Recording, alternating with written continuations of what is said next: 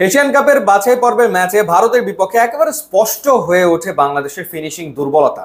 হামজা চৌধুরীর ইনক্লুশনের ফলে বাংলাদেশ আক্রমণের ধার বাড়িয়েছিল ঠিকই, কিন্তু স্ট্রাইকারদের ব্যর্থতায় গোল তো আর আসেনি। একের পর এক গোলের সুযোগ হাতছাড়া হয়েছে এবং ফার্স্ট হাফেই বাংলাদেশ চারটা সুযোগ তৈরি করলেও গোল হয়নি।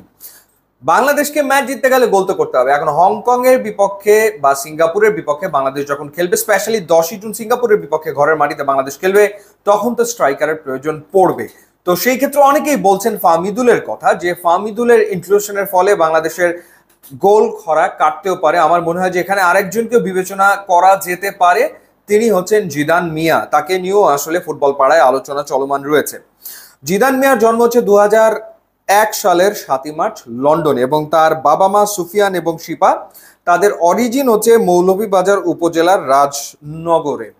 তো এই জিদান মিয়ার ফুটবলের হাতে খড়ি সেটা আসলে হয়েছে ইংল্যান্ডেই এবং ডেভিড বেকহামের একাডেমিতে, এবং সেখানে 2 বছর প্রশিক্ষণ নেওয়ার পর তিনি অ্যাটাকিং মিডফিল্ডার হয়ে অনেকগুলো যুব দলে খেলেছেন এবং অনেকগুলো দেশে ফুটবল খেলার অভিজ্ঞতা তার ইতিমধ্যে হয়েছে। ইংল্যান্ডে খেলেছেন, ওয়েলসে খেলেছেন, ডেনমার্ক, স্পেন, হংকং এবং থাইল্যান্ডের বিভিন্ন যুব দলে তিনি আসলে খেলেছেন। ইনফ্যাক্ট পেশাদার ফুটবলার হওয়ার লক্ষ্যে 2012 সালের ডিসেম্বরে তার পুরো পরিবার পাড়ি জমায় যুক্তরাষ্ট্রে, এবং সেখানে তিনি ব্রমলি এফসিতেও খেলেছেন।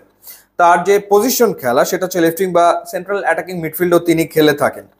তো বাংলাদেশের যেই জায়গাটাতে ঘাটতি, অর্থাৎ একজন অ্যাটাকিং মিডফিল্ডার যদি বাংলাদেশ পায় যে আসলে গোল করতে পারে, তাহলে আসলে বাংলাদেশের যে ক্রাইসিস, সেই ক্রাইসিসটা আসলে দূর হয় নিশ্চিতভাবে। এবং ইন্টারেস্টিং ব্যাপার হচ্ছে যে জিদান মিয়া বলা যায় রেডি প্রোডাক্ট। তার জন্য আসলে বাফুফের খুব বেশি পরিশ্রম করতে হবে না, কারণ জিদান মিয়া এরই ভেতরে কিন্তু বাংলাদেশের পাসপোর্ট তৈরি করে ফেলেছেন। এবং সবচেয়ে বড় ব্যাপার, এখন তিনি কোথায় খেলছেন? এখন তিনি খেলছেন লা লিগা টিম রায়ো ভায়োকানোর সি টিমে। তো এটা তো ডেফিনেটলি চারটেখানি কথা না যে রায়ো ভায়োকানোর একাডেমিতে তিনি মাস দুয়েক ছিলেন, তারপরে তিনি রায়ো ভায়োকানোতে খেলা শুরু করেছেন, সি টিমে তিনি খেলছেন। সুতরাং ডেফিনেটলি তার প্রতিভা নিয়ে তো কোনো সন্দেহ থাকার কথা না। পাসপোর্ট রেডি, তার পাসপোর্ট আসলে করা হয়ে গেছে এবং সে নিজে ইচ্ছুক, তার পরিবারও ইচ্ছুক যে সে বাংলাদেশের পক্ষে খেলুক, বাংলাদেশের জার্সিতে মাঠে নামুক। কিন্তু তার বাবা বলেছেন যে এখনো বাংলাদেশ ফুটবল ফেডারেশনের পক্ষ থেকে তার সাথে যোগাযোগ করা হয়নি। তার বাবা নিজেই এটা বলেছেন যে বাফুফে থেকে এখনো পর্যন্ত কোনো ইনভাইটেশন সে আসলে পায়নি, বা তার সাথে যোগাযোগ করা হয়নি, বা তাকে কোনো ট্রায়ালে ডাকাও হয়নি। সো বাফুফে এত ফুটবলার নিয়ে কাজ করছে, এত জনকে তারা ট্রায়ালে আমন্ত্রণ জানাচ্ছে বা অনেকে ট্রায়ালে আসছে, সেই ক্ষেত্রে কেন জিদান মিয়ার সাথে বাফুফের পক্ষ থেকে যোগাযোগ করা হলো না, সেটা ডেফিনেটলি একটা প্রশ্ন তৈরি করে। একটা অদ্ভুত ব্যাপার যে জিদান মিয়ার সাথে কেন আসলে বাফুফে থেকে যোগাযোগ করা হয়নি। আমার মনে হয় যে তার সাথে যোগাযোগ করা উচিত।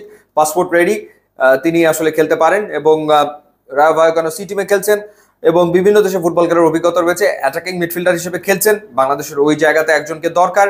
হামজা চৌধুরী যেহেতু ডিফেন্সিভ মিডে খেলে থাকেন, অ্যাটাকিং মিডে যদি জিদান মিয়া খেলেন, সেটা বাংলাদেশ দলের শক্তি বৃদ্ধি করবে এবং ঘরের মাটিতে 10ই জুন সিঙ্গাপুরের বিপক্ষে বাংলাদেশ যখন মাঠে নামবে, তখন আসলে জিদান মিয়াকে ভাবা উচিত। সামিত সোমকে পাওয়া যাবে কিনা সেটা সপ্তাহখানেকের ভেতরে আমরা জানতে পারবো। সামিত সোমকে পাওয়া গেলে তো খুব ভালো কথা, জিদান মিয়াকেও বিবেচনায় রাখা উচিত বলে আমার কাছে আসলে মনে হয়। ইউটিউব, ইনস্টাগ্রাম লিঙ্ক দেওয়া আছে, আপনারা যোগ দিলে খুবই খুশি হবে। And thanks for watching.